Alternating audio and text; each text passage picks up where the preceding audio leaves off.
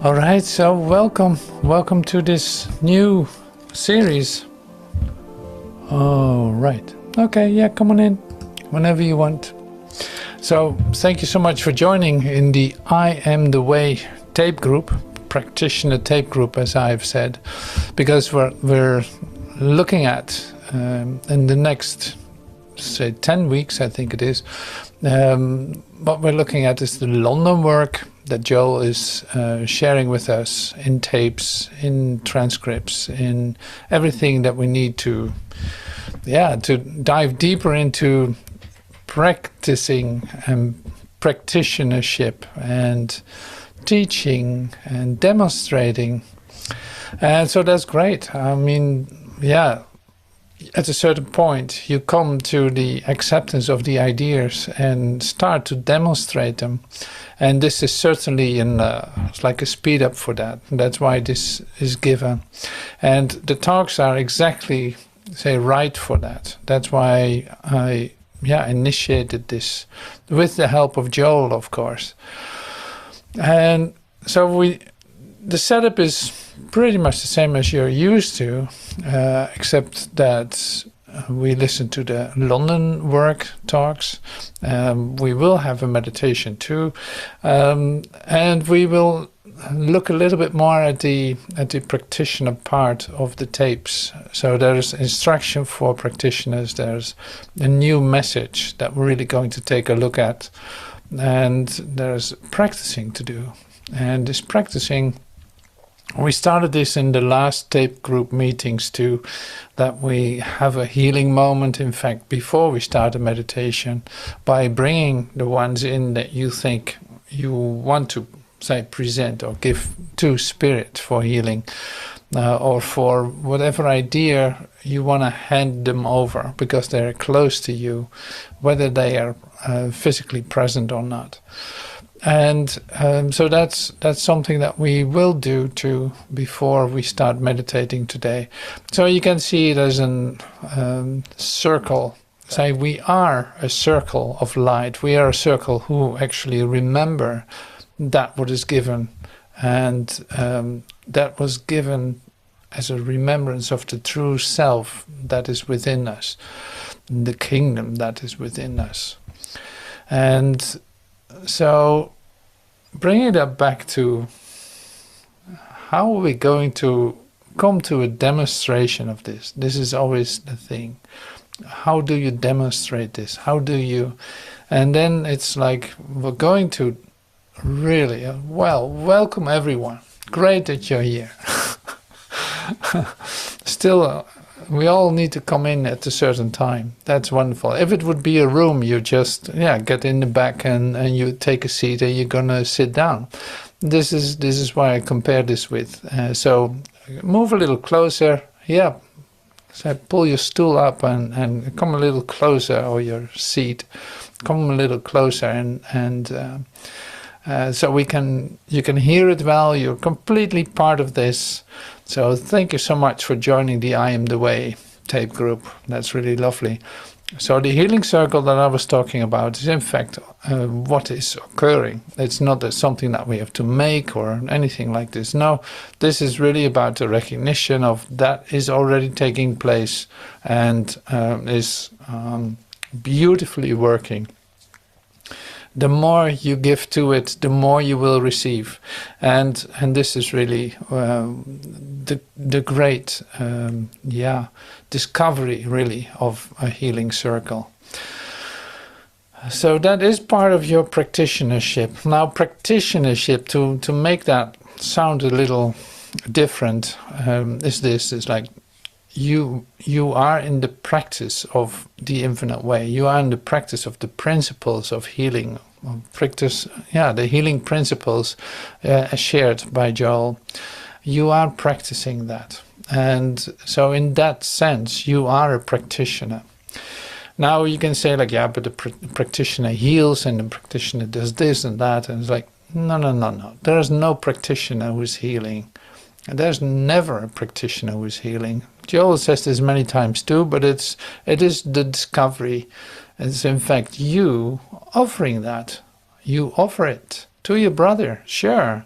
Absolutely. He's asking for help. You offer it to your brother. But what do? You receive that for yourself. And when you feel the Spirit of God within you, you know something occurred.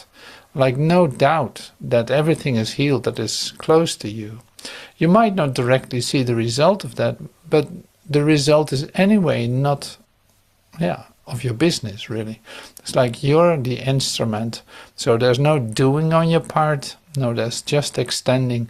And in fact, if you are yourself in the realization of your true self, then you do that naturally. It extends from within, literally through you, into this world, into your brothers. And it's not an accomplishment of you. There's no credit to be taken. Now this is part of the discovery that we do in this I'm the Way tape group, practitioner tape group. So that makes it really a practitioner tape group. That's what I thought. It's like, now we're going to meditate. We start with a meditation. We listen to some words from Joel given, and we have a 5-minute silence. Then we listen again to what is being shared. This is all to center yourself in this light, in the Spirit of God, as Joel calls it, Spirit of God. When the Spirit of God comes into you, healing becomes like a natural thing. And that is on a cellular level for yourself. It is on an extension level for whoever is with you and whoever you might not even know. So it's like it is not a personal healing. It is a healing. You bring that light. By receiving it, you bring it into the world. And that is the beauty of it. So there's like, it isn't special. It doesn't have to do with certain persons that you're going to heal. No, you allow healing to occur, and the healing knows its way, you could say. You receive that for yourself, and in that you give it away. Now, before we start a meditation, like I said in the beginning, before we start a meditation, I want you to be still with me for just a moment to, bring in, you could say, into your consciousness, the one that is really coming to you today that you think needs help, or that you perceive as, it can also be you, of course, that doesn't matter, it's the same. So you receive that, and so this is what you can do now. Like take some time to be still and let that occur.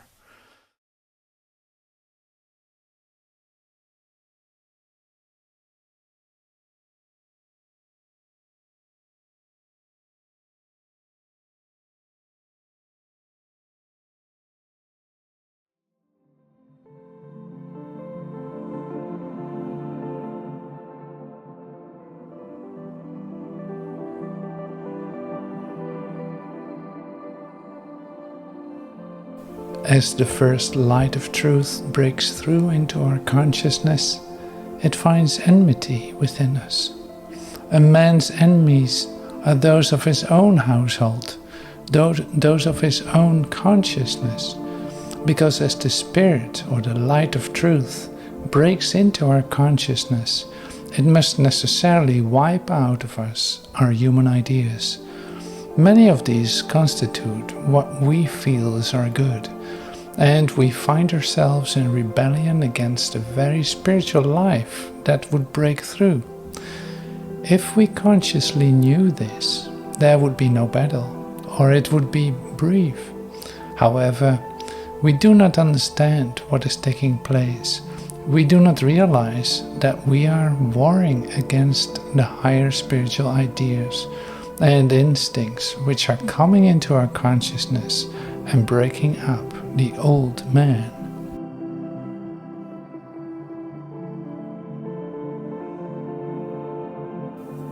Quand la première lueur de vérité se fait jour dans notre conscience, elle rencontre en nous l'hostilité.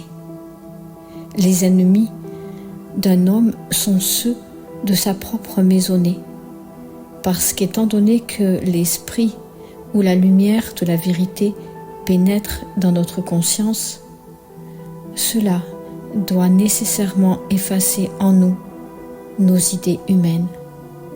Une grande partie de tout cela constitue ce que nous ressentons être notre bien, et nous nous trouvons en révolte contre la vie spirituelle même qui voudrait faire une percée. Si nous savions cela consciemment, il n'y aurait pas de bataille, ou alors elle serait brève. Cependant, nous ne comprenons pas ce qui est en train de se passer. Nous ne réalisons pas que nous sommes en train de faire la guerre aux idées et instincts spirituels les plus élevés qui entrent dans notre conscience et mettent en pièces le vieil homme.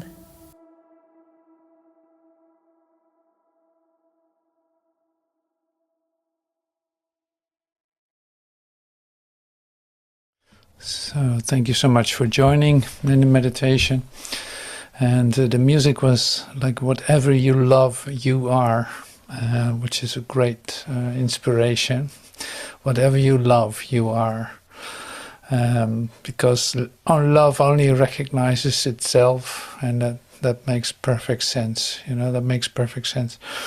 So continuing with, say, the preparation for listening to the talk of Joel, which is the London opening talk, I came across some expressions of him, especially focused on question marks. Joel puts up some questions and he answers them. So that's really lovely. And so I took some out, and it brought me to one fundamental principle, and that's where we're going to take a look at too. And that's coming from another book, but I will show it when it happens. So I share with you some of the expressions I prepared. The letter of truth, that's where we're going to take a look at the letter of truth. So now when you're called upon for help for yourself or another, you don't have to think of the person. You don't have to think of the condition. You don't have to think of finding a God to do something or getting a God power to do something. You are now free to turn within and say, "Speak, Lord, thy servant heareth." And then just be still until truth reveals itself to you. This expression I used in the announcement of the I Am the Way tape group, but I really love this expression. That's why I put it up there. It's like you just turn within and speak, "Lord, thy servant heareth." Like you become open and receptive. This is the thing that's happening.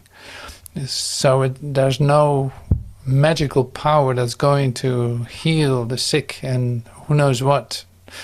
No, this has nothing to do with magic whatsoever. So that's why it's working. That's why it will refer always out of the context of human existence, human life, human ideas, and like it will literally shift out of that construct. Otherwise, what would we be doing? We would be performing magical formulas and hoping that something that bone that broke suddenly is healed, and still looking for a material effect or a material proof that it worked, that there must be a God. See, I can see it now. This guy doesn't sit in his wheelchair anymore. No, he's getting up and he walks and he's happy. And of course that looks like, isn't that what Jesus did?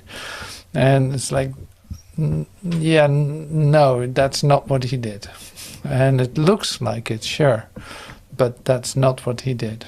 So seeing the perfection of your brother, getting the result in that sense from it by seeing him as whole and perfect, recognizing that, completely giving everything to that, is where the healing takes place. But that is because it then suddenly doesn't have anything to do with this world whatsoever anymore. No, the healing is the recognition of your oneness with your Father, and following the instructions that are given just in quiet and in peace, and extending that, no matter what that is. Not being concerned with an outcome, or not being concerned with whether it worked or not at all. So that's, I think, is great about this expression. And so you see, in the looking at this, looking at the whole idea of practitionership or healing, it is always letting go of your ideas about it. That's the main thing. It's like, that's always in the way. If you think in terms of outcome, and you cannot help it, because like what you do is, when you see a problem, your mind is engaged in it, so it will start looking for a solution. Like whose mind doesn't work like that? Of course that is happening. But now in your practitionership, you could say, you stop right there.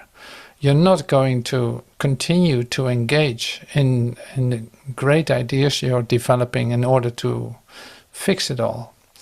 So that's the hard part. That's the training. So that's like, it's completely 180 degrees upside down. Instead of doing something about it, you're not doing something about it. You're going to listen.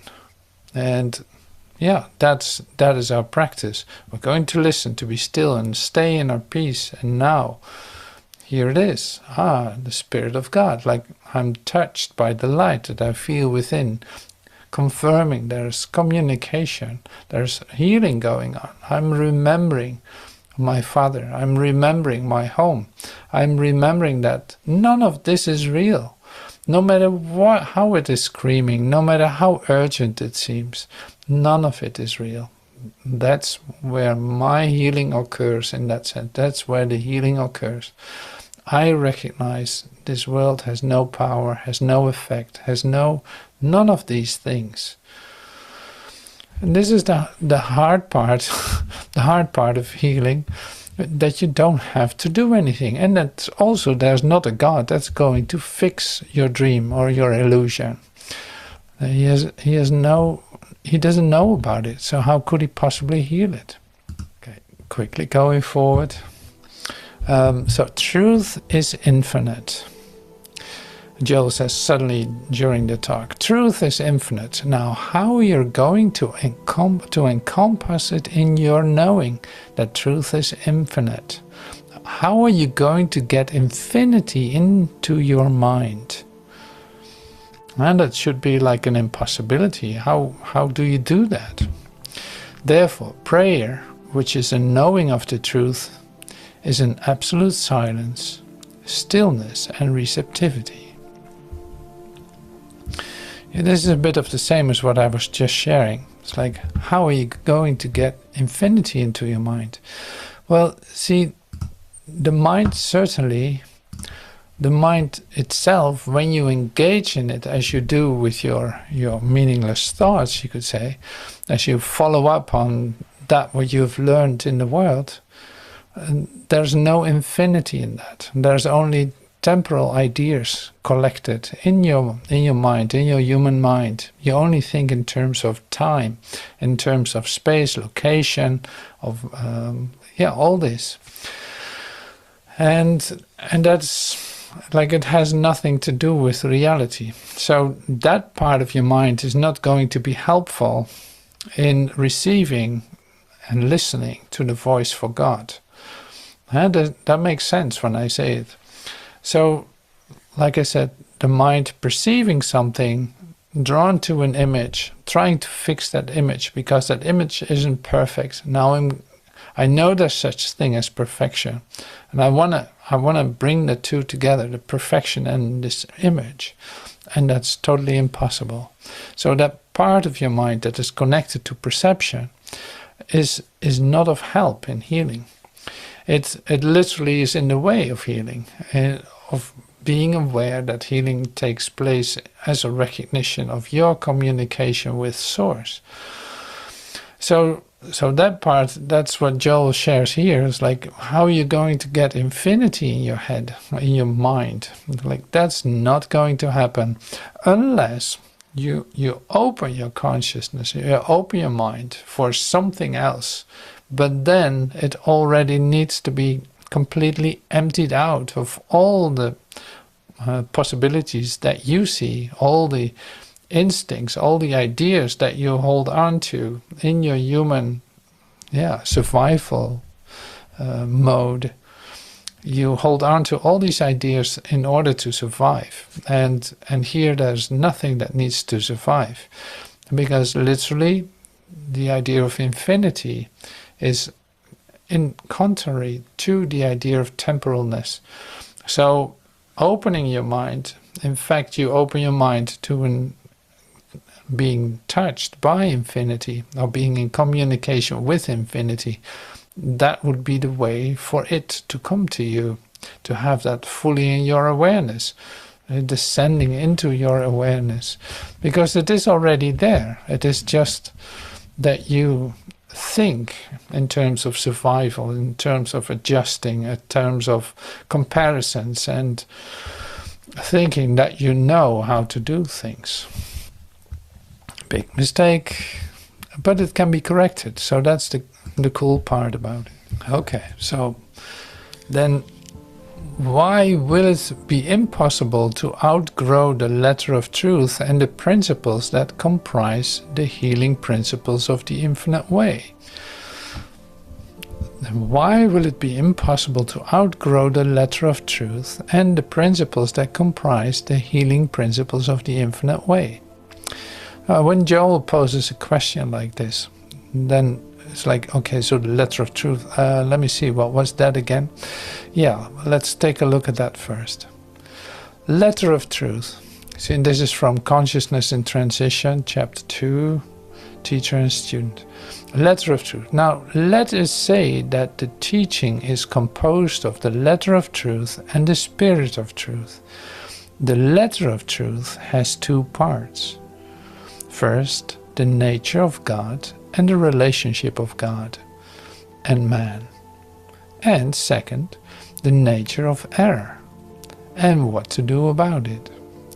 That is all there is to this teaching so far as the letter of truth is concerned.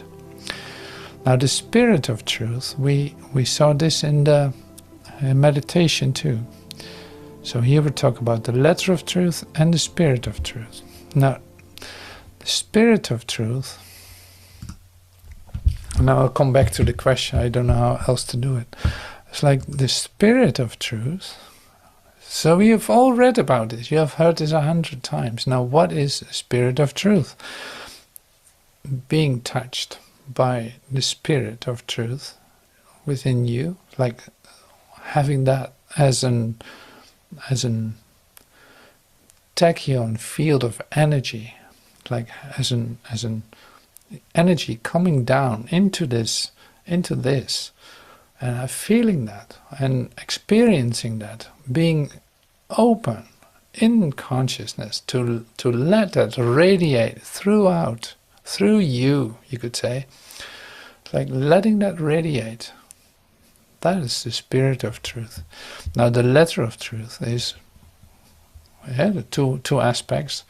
In fact, it has to do with the nature of God and the nature of the relationship between man and God. Now this relationship between man and God, if you see it in a celestial vision, it is like there is no difference between the Son and the Father. Like the Son is created by the Father and not vice versa. So it's like that is his fulfillment, that is his joy. God created his Son out of his joy. That is that part. And the relationship, the nature of God. The nature of God, we know this very well. So this is basic infinite way teaching. The nature of God is in fact omniscience, omnipotence. All these all this, like forever, all-encompassing, whole. And what does that tell you about yourself? In relationship with God, so in your open consciousness, you could say, in your relationship with God, you're a whole part of that. You are not separate from that. That is literally present in you. And the only way that you can experience that is, in fact, by the Spirit of truth. By the Spirit of truth, it can come into your awareness. It can literally, you can let yourself be touched by eternality. And this is a natural communication. Now it sounds exotic when I speak about it like this. No, this is your natural inheritance. It is active, it is working in this very instant. And in fact, you don't have to do anything for it.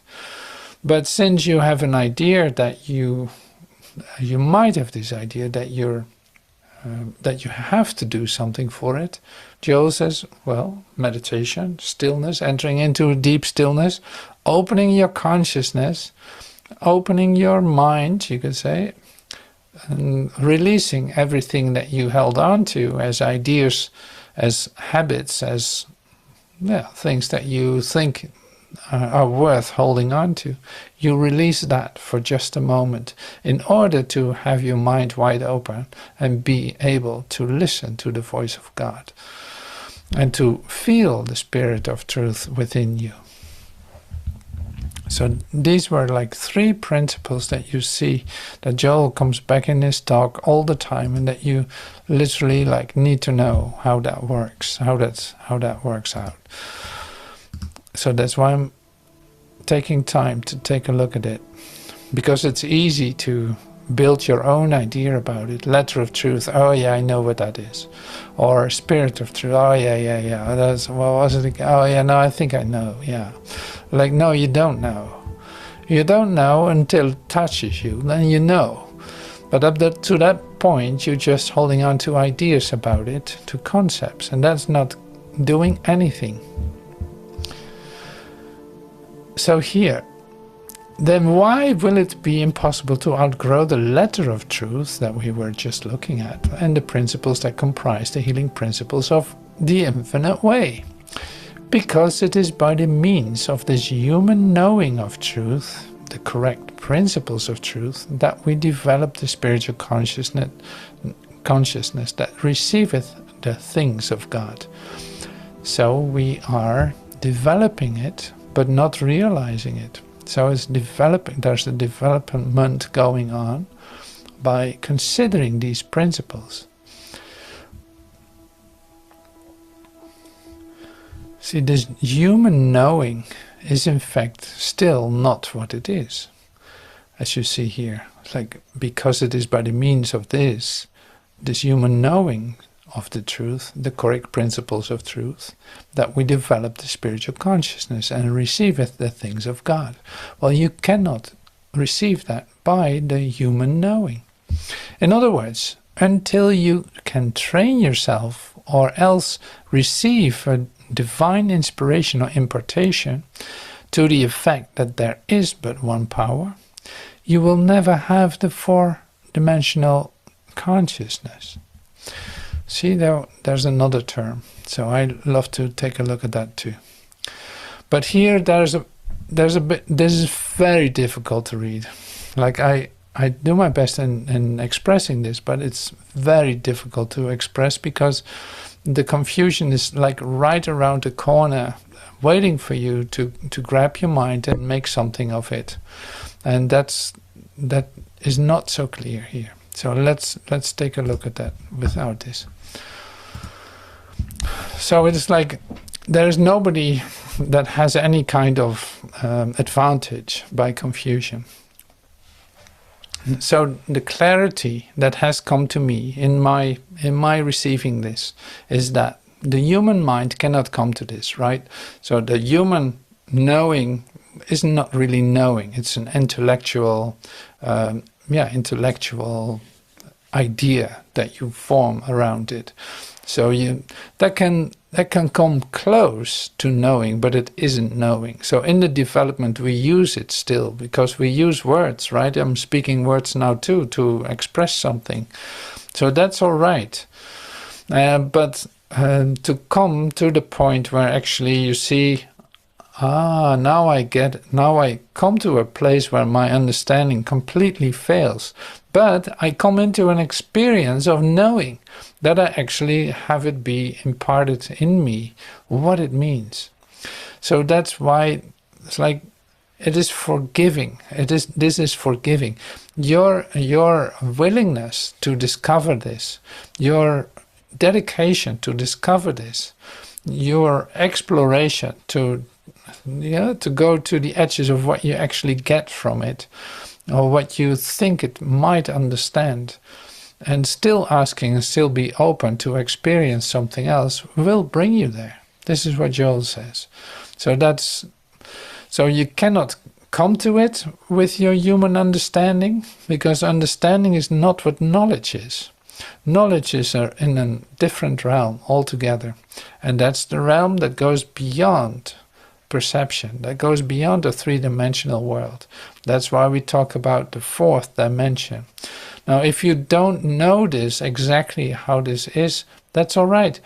We practice this. We become quiet. We are discovering, like, the next step, the next step, the next step. We go beyond the three-dimensional. Like I made already some references to like perception will not bring you here. As long as perception is involved, you're in a temporal location, you could say, a temporal idea of yourself. This is not what you are. It's like, if I and my Father are one, if the Father has created me, the Father is eternal, the Father is omniscient, omnipotent, omnipresence. Like, is everywhere, in every aspect, but in every aspect that is real, not in every aspect that I made up in my attempt to separate myself from God, because that doesn't make any sense. God is not there. Now here we continue, of course, with say further exploration of this idea in the I Am the Way tape group. But you see how important that is. Otherwise, you would read this section, for instance, and think, oh, okay, so with your human understanding you can get there. Or if I think hard enough, or if I sit with it, it should be fine. Like, no, this is not how that works. So that's why it's like, it's great to stand still for a minute and actually look at what Joel is saying. God is not in the whirlwind. Power is not in the whirlwind. Power is not in the evil condition. Power, God, is in the still small voice. Do you want God? Do you want power? Do you want grace? Then be still. And when the still small voice speaks, you have it. Well, you say, I never heard the still small voice. Now what am I going to do? See, it all fits well together. That's what I love about it. And that's what you will hear in the talk too. We listened to the second part. But so here's like, okay, so what am I supposed to do to listen to the still small voice? It's like, yeah, that's a difficult request being made to you. You have to do nothing. Not trying to understand it, not trying to hear the voice, and on the other hand, being completely open and receptive, but not trying to hear the voice would be, you start to recognize something that is so close to your heart, closer than your breathing. That's how close it is to you. You've heard it many times. It is speaking to you continuously. So now you're distracted with ideas about yourself, about God, and how to find God and all this. It keeps yourself busy. And in the meantime, God is speaking to you. That's the paradox, also the drama connected to this. It's like that. There's no necessity for that. There's no need for that. But you discover that when you start to experience the still small voice, when you actually come to a listening attitude.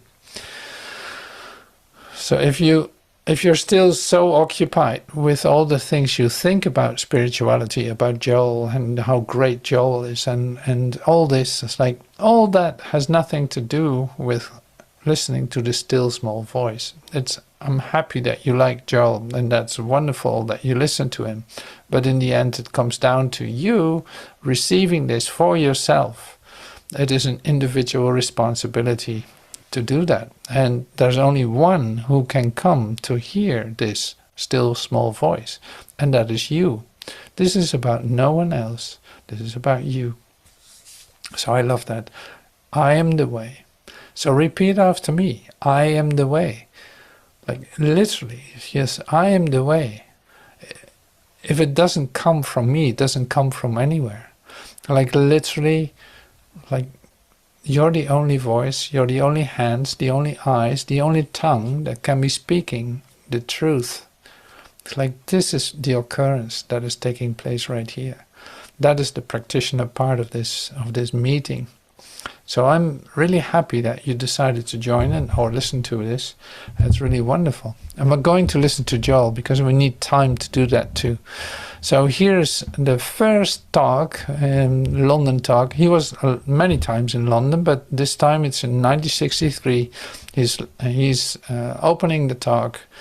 He tells everyone in the beginning, like, I have no idea why I was here. Emma said we have to go to London, and he went to London, and so he cancelled so many things in 1963, and it was the busiest year for him.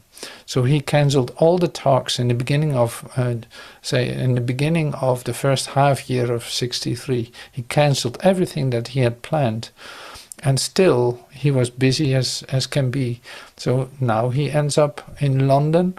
He made an introduction to the London work, and we're halfway the talk, listening to what he's going to say.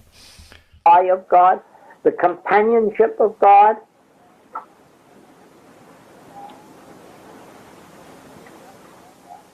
Now, you well remember in the old metaphysical days when we were so busy trying to demonstrate companionship and demonstrate supply and demonstrate a home and demonstrate health and wondering why it so seldom took place. And the answer is that if you want these things in the third dimensional realm, you have to be a go-getter and go out and get them. Earn them if you can and steal them if you can't. And if you're a nation, go to war for them. Because all's fair in love and war, it is said. But in the fourth dimensional realm, the spiritual realm, the illumined realm, here is where you not only know the things of God, you receive the things of God, and you are under the law of God. And this is grace. This is divine grace. Now, as you go back in your Infinite Way reading, you will see that this has been brought to your attention in every one of the books and practically every one of the tapes. But now you are going to find it in a new way. Now you're going to find a compulsion to stop all attempts at demonstrating things and realizing God. And you're going to learn that the way to do it is by prayer, but a prayer that has neither words nor thoughts. Because only with this prayer can you accomplish it. There is no other way.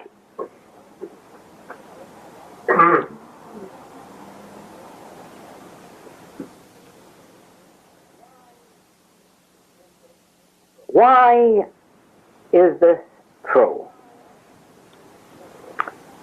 Well, there are still some of our students who believe that they know truth. In fact, I get letters once in a while telling me of the great progress they are making in knowing truth and learning the truth. And of course,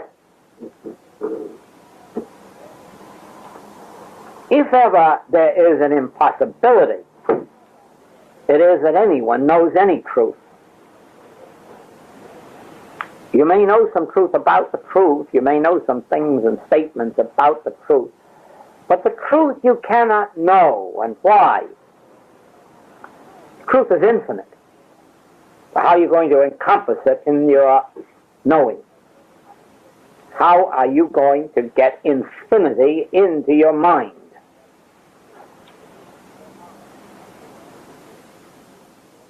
Therefore, prayer, which is a knowing of the truth, is an absolute silence, stillness, receptivity.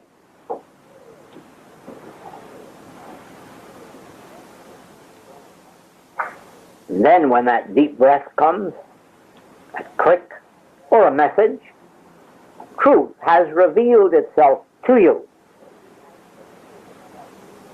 You don't know the truth. Truth has revealed itself to you, but not to your mind, within your consciousness, which also is as infinite as truth.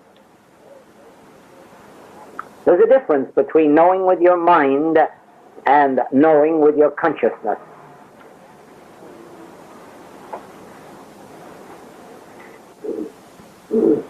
Then, why will it be impossible to outgrow the letter of truth and the principles that comprise the healing principles of the infinite way?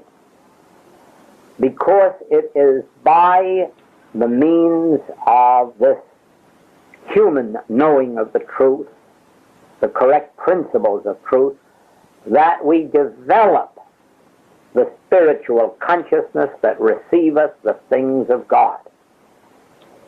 In other words,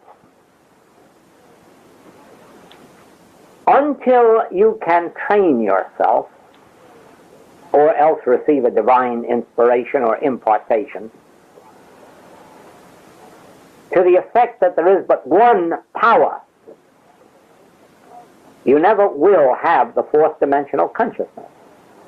Because consciously or unconsciously, you will be trying to use one power to overcome the other one. You'll be trying to use truth to overcome error.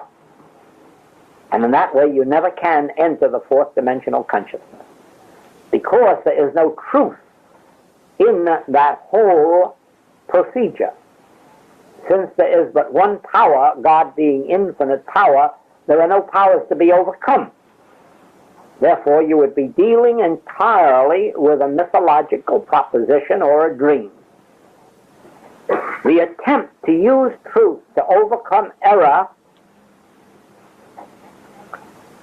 is exactly the same as trying to use truth or some other means to overcome the mirage in the desert. Just think that if you were to see a great big ocean in the desert and then ran to get a pipeline to drain it out, when there isn't any water there. So it would be trying to use truth to overcome an error that in truth has no existence.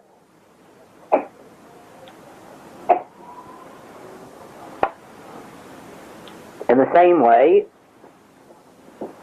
you have all witnessed the fallacy of praying to God to save dear Mrs. Jones, who is such a lovely woman and has 4 beautiful children to raise, and then dear old God does nothing about it except provide a funeral. And then we say, how could that happen? Oh, how could God do that and leave these 4 innocent children? But after you've witnessed that thing long enough, you'll know that all the prayers to God to do something for humanity have just been a waste of time throughout all ages, except in proportion as here and there someone has developed a tremendous faith and then believed it was God that brought the healing instead of their faith. Very much like very often doctors prescribe sugar pills instead of morphine, and find that the patient responds very well as long as he believes it's morphine. In other words, his faith has made him free.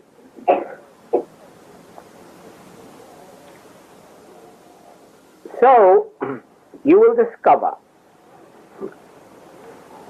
that the basic healing principle of the infinite way, which is really an understanding of the nature of error, understanding its nature as non-existence, as appearance,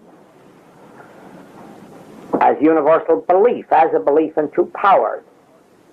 Understanding this is far more efficacious in healing than walking around saying, I am God. And that's a pretty powerful statement. But it doesn't do all the healing work that it should. Now, as you bring yourself to the realization that there is but one power, and I am not to be using one power over another, as you bring yourself to the place that there is nothing good or evil in this entire world. Only God is good and God is spirit. And nothing else has qualities. The qualities that we experience are the qualities, first, that universal belief has given them, and secondly, that we sometimes individually create ourselves. You have last month a concrete illustration of this. In 1935, a medical doctor came to me to ask to have some of these principles explained to him because he had witnessed some very wonderful healings. And I used, in teaching him, I used as an example the universal belief that you can catch cold by sitting in a draft or getting your feet wet. And before I was through with him, I convinced him, I convinced the medical man that not even physically can you catch a cold by sitting in a draft or getting your feet wet. And that nobody ever has. And he saw that so clearly that he began to work with it to prove it. And then last month you undoubtedly read in the Reader's Digest that the medical world has accepted the fact that you cannot catch cold by sitting in a draft or getting your feet wet. Now, what about all the millions of people who have caught cold by getting their feet wet or sitting in a draft, and quite a few millions who still will in the future, until that story completely permeates consciousness? Well, you have the whole answer there. Neither the draft nor the wet feet were really powers. Therefore, giving medicines to overcome those powers was kind of foolish, wasn't it? When all the time they weren't powers. It would have been far better just to quietly realize that there is no power but God, and let the draft and the wet feet take care of themselves.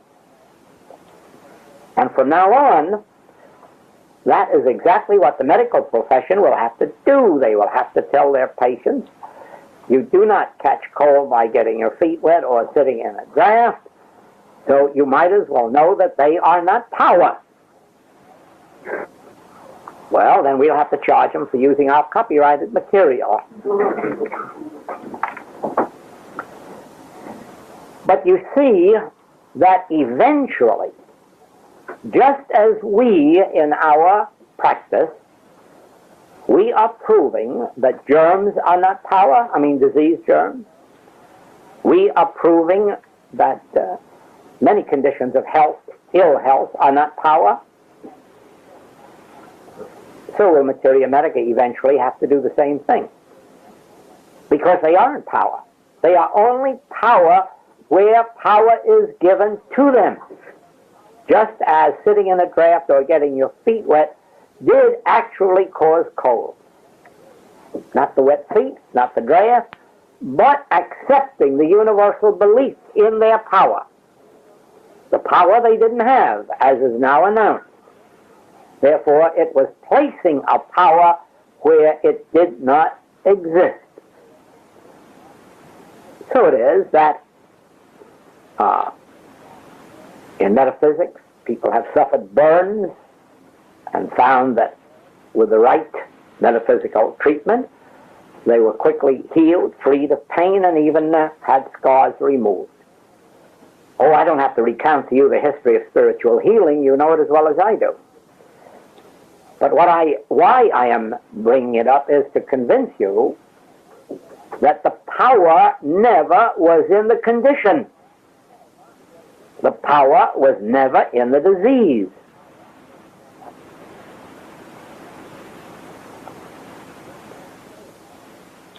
I read the other day an article in the paper that said that leprosy is the least communicable of all diseases, and quoted the illustration of one woman whose husband is in a leprosarium, and she wanted to be there with him, and she did everything in her power to contract the disease and hasn't been able to do it. And yet think of all the years when they separated families, isolated them, kept some people away from their families throughout their lifetime. Not because leprosy was communicable. Oh no. But because the belief was there, and as long as the belief was there, they had to act it out in human experience. But just remember that the power of communication was not in the disease. Now, how many more such things do you think will happen as the world becomes more enlightened, even medically? Well, I can think of this. How many years ago is it that a person undergoing surgery would be in a hospital 2 to 3 weeks and kept in bed for a week or 10 days? And today, within 24 hours, they stand them on their feet, and about 5 days send them home. Why, if that surgery had all this terrible power before, hasn't it got it now? What has happened to all that power? And as you will discover, the power never was there. And so it is that the Master, who is of all people best known as a healer and for his realized state of Christ consciousness, uses as his basis, resist not evil. Put up thy sword. All of which is stating there is no power out there. There is nothing to fight out there. Put up thy sword. Put up thy mental sword.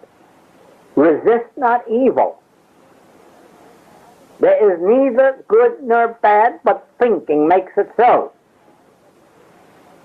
Nothing is good or bad, but thinking makes it so. Human thinking, not divine. For in the divine, as in the Christ consciousness of the Master, there was no sin. There was only forgiveness. There was no disease. There was only pick up thy bed and walk. The closer, then, that you work with these specific principles of one power or none power or neither good nor evil and impersonalization, which was one of the starting points of this entire message, you will remember that in all of the metaphysical teachings, evil has its rise in your individual consciousness. We're always searching your consciousness to see what caused the error. Uncover the error in you. Or search yourself to see what you are thinking or doing erroneously.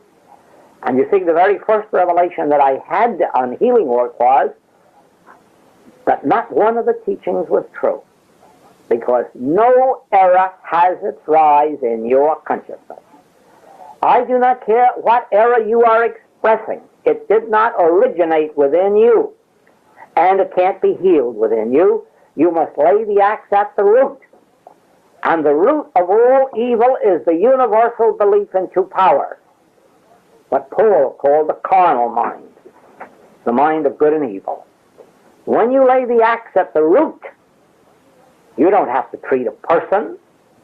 You don't have to treat a disease. As a matter of fact, I don't know how you could possibly know what disease a person has, because so much of it is mistaken identity.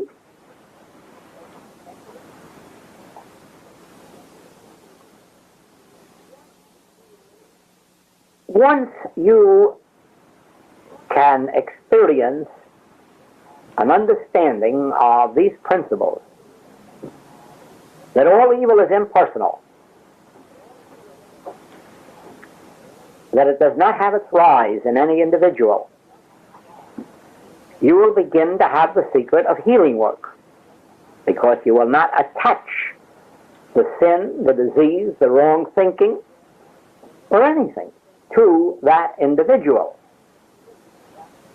Well, I'm sure you know that, most of you do, that in the Roman Catholic Church, all evil is personalized. The sin is in you, and you are always being punished or going to be punished for the sins of your omission or commission. But this will no longer be. This too is being changed, since Pope John has revealed that he discovered a philosophical doctrine. It's not to be found in the Catholic Church, but it is found in a philosophical doctrine that you must not attach the evil, the error, to the person, because they at all times have the full dignity of their humanhood. And regardless of how depraved they may become, they must not be blamed for their sins, because they have sufficient grace within them so that at any moment they may awaken to the fullness of their human identity. We call that fullness of human identity Christhood, spiritual sonship. And so it has been discovered in our practice for 30-odd years that when you stop searching for error in a person, when you stop blaming them for the error that they're committing, when you stop telling them that they have to stop it, and begin to realize that nothing in and of itself is good or evil, and that that which is Antichrist or so-called evil is the universal, the carnal, the mortal, the sense of two powers, the universal belief in two powers. And when you have thus impersonalized it, you have lifted your consciousness closer to the Christ consciousness, and then you discover why you do not have to resist evil. You do not have to tell sinners to stop sinning, and thereby probably force them to do a little extra sinning, even against their own will. You do not have to tell nervous people they shouldn't be nervous.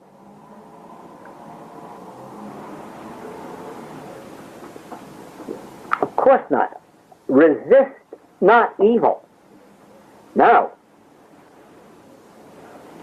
When these principles are lived with,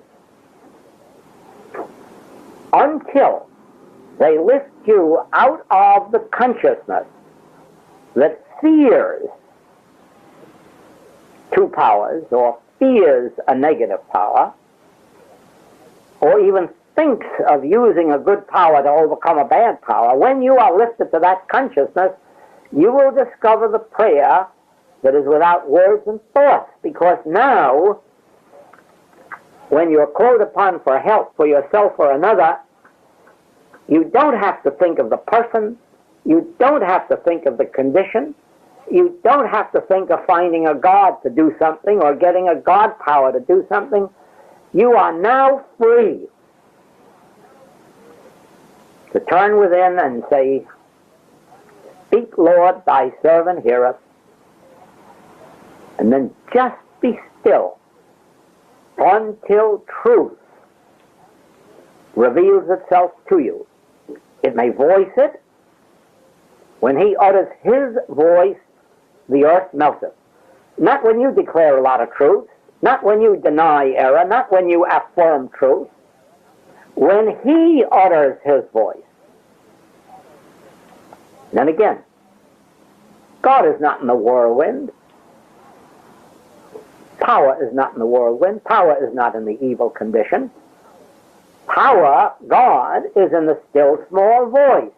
Do you want God? Do you want God power? Do you want God grace? Then be still. And when the still small voice speaks, you have it.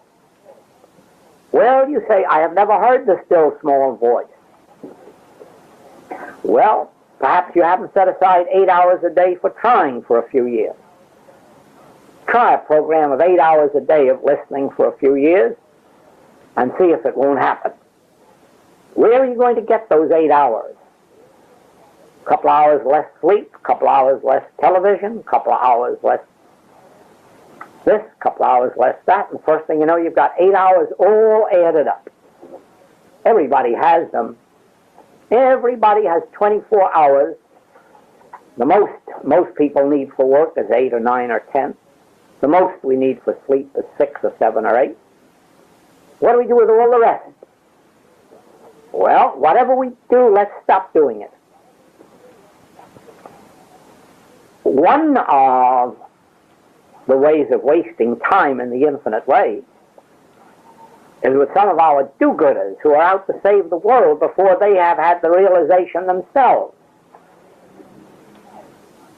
And oh, they waste so much time saving their neighbor. When they haven't yet attained being under the law of God or receiving that voice of God. If all of our students would leave this world alone and all their do-gooding complex until they find themselves in the spirit and find people dashing up madly to them,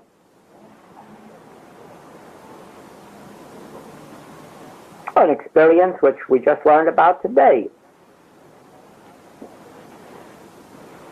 A man who needed help healing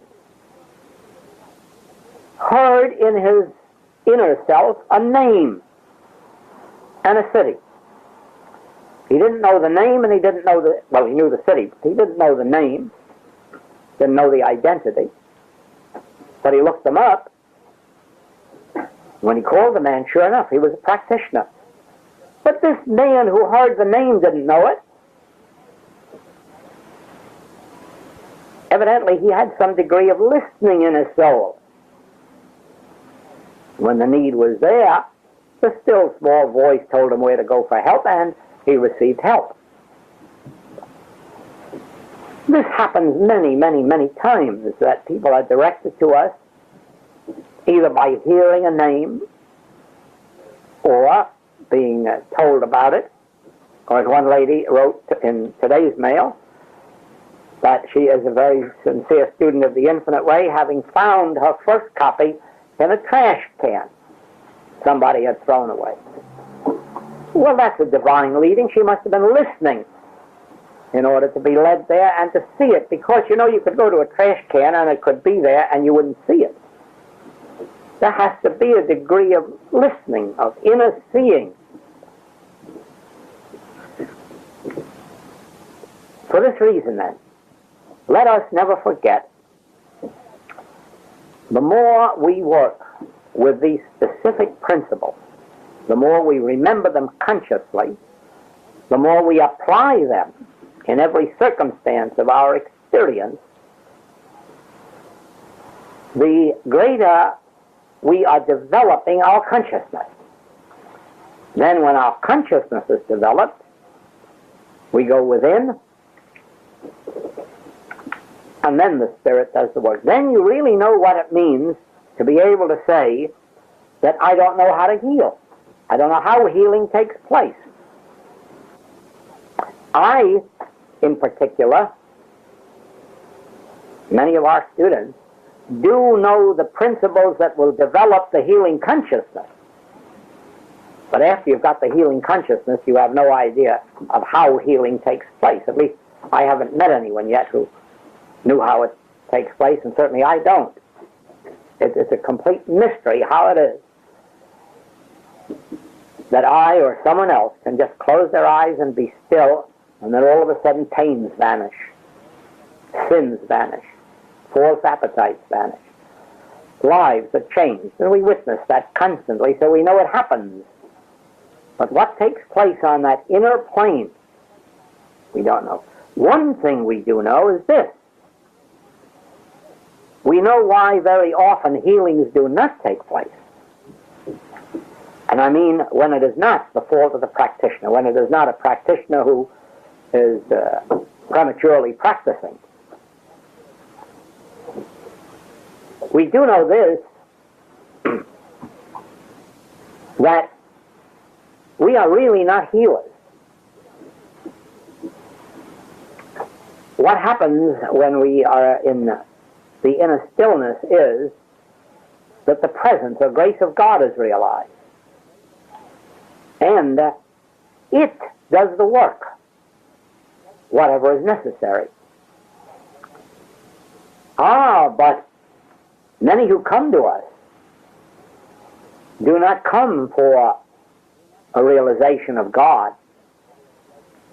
They come and insist that we find them a companion or a new home or a new position or double their salary or remove the lump or remove the fever in a hurry.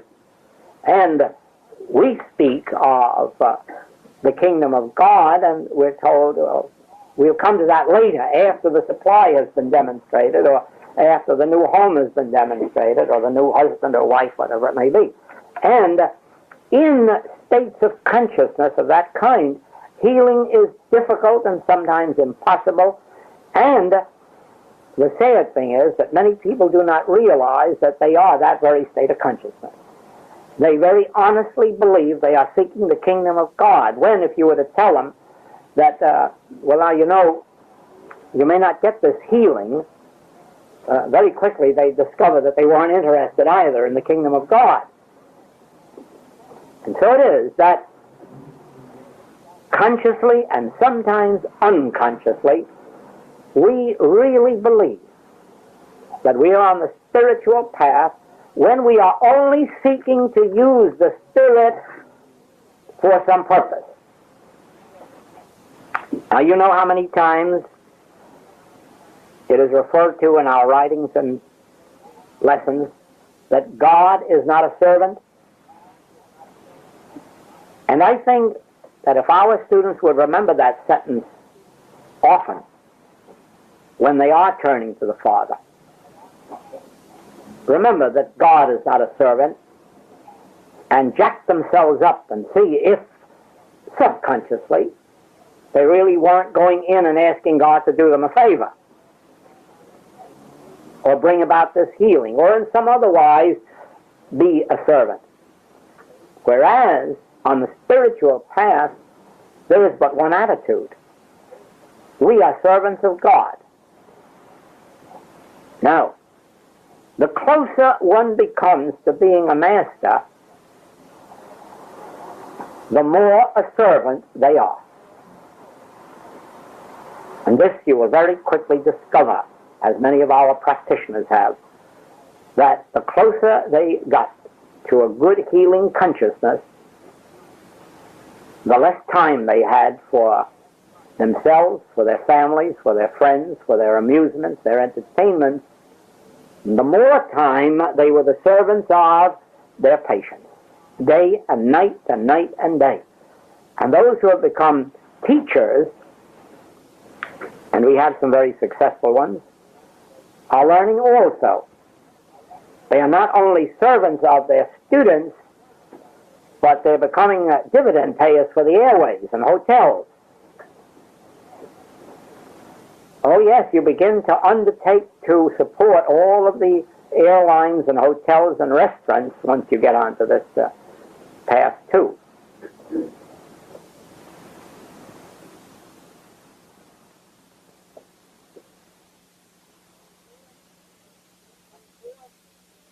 Of course, the papers since August 16th, the tapes since August 18th, and the 5 teaching tapes are really going to be your taskmasters for a long time to come.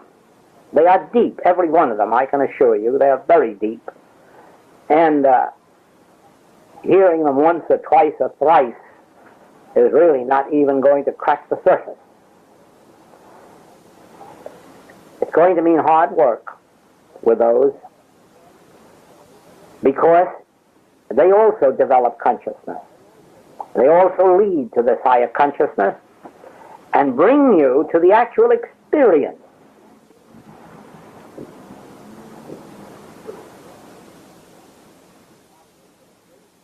Probably for this reason, I don't know why I'm in London. Unless it's just to tell you this, prepare you for Mr. Churchill's blood, sweat, and tears, only in a different cause.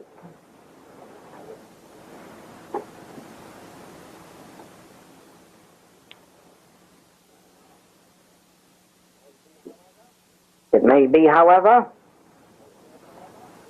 that further light will be given to us, because during this period, since August, a whole new activity has opened to us in the infinite way. And this, I'm sure, I will have the opportunity of imparting to you while we're here.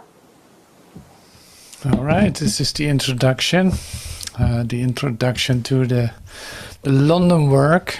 And so he's very promising in his words. We're going to discover all of that. That's really great. See how well this is fitting in a practitioner idea, in a practitioner development, and the recognizing of the practitioner in you. So that's really lovely. Now, I'm happy to continue next week with the next episode that we're going to listen to. I wish you a very great rest of your day, and I hope to see you soon. Thank you for your presence, and see you soon. Thank you so much.